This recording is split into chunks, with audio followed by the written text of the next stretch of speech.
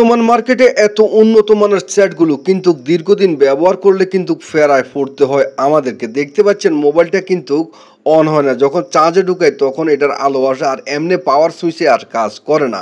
অটোমেটিকভাবে পাওয়ার আর of করা যায় না, নিজে নিজে অন থাকে। তাহলে এই সমস্যা যদি আপনার পড়ে থাকেন বা ভবিষ্যতে আপনি পড়বেন, ভিডিওটা আপনি দেখে রাখেন কেন হয় এইগুলো, কি সমস্যা। তো দেখতে পাচ্ছেন মোবাইলটা খোলার পরও এখানে দিচ্ছি কোনো কাজ হচ্ছে না।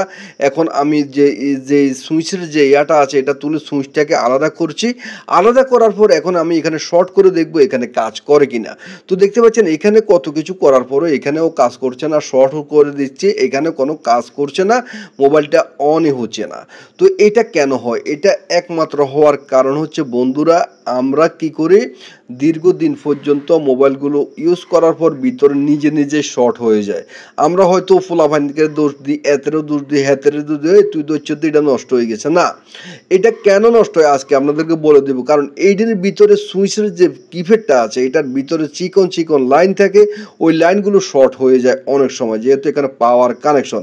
তো দেখতে পাচ্ছেন ব্যাটারি লাগানোর কারণে অটোমেটিকভাবে পাওয়ার চলে এসেছে। আবার ব্যাটারি লাইন আমি খুলে দিলাম।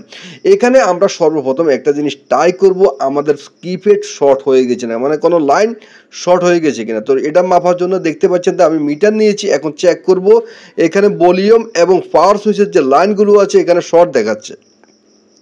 তো দেখতে পাচ্ছেন যে দুইটা লাইন শর্ট দেখাচ্ছে, এটা হলো পাওয়ার সুইচের লাইন। এখন আমরা কি করব, পাওয়ার সুইচের যে কানেকশন আছে এটাকে ভালো করে দেখব যে এই দুইটা লাইন দেখেন আপনারা, যখন আমি এখানে চেক করি লাস্টের লাইনটা আর মাঝখানের একটা লাইন কিন্তু ডাইরেক্ট শু করে, এখানে কোনো লাইন শু করবে না, এখানে কোনো রিডিং দেখাবে না, কারণ হচ্ছে এখানে রিডিং দেখার জায়গা না। তো আমরা ভালো করে এটাকে আবার সোল্ডারিং করে দেখি কোনো শর্ট হয়েছে কিনা, আবার একটু টেস্ট করে দেখব এই শর্টটা গেছে কিনা। না, দেখতে পাচ্ছেন আগের মতো যে শর্ট ছিল এটা রয়ে গেছে।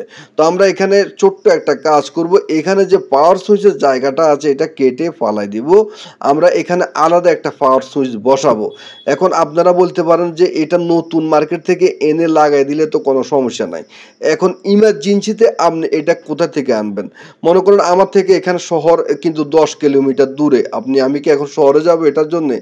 আপাতত কাস্টমারকে তো একটা সলিউশন দিয়ে তাদেরকে দিতে হবে, আপাতত আপনি চালান, পরে এই কিপ্যাডটা আপনি কিনে আনলেন, আমি লাগাইয়ে দিব।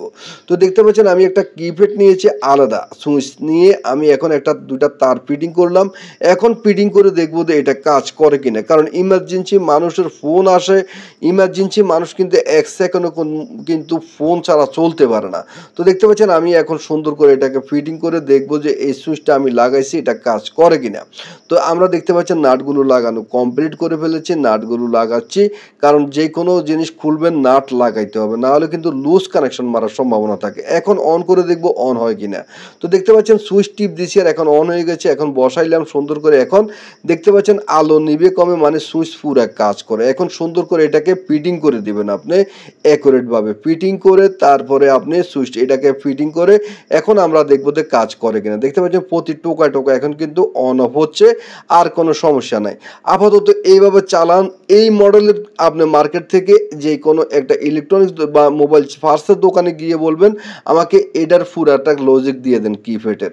ধন্যবাদ ভিডিওটা দেখার জন্য। কেমন হলো?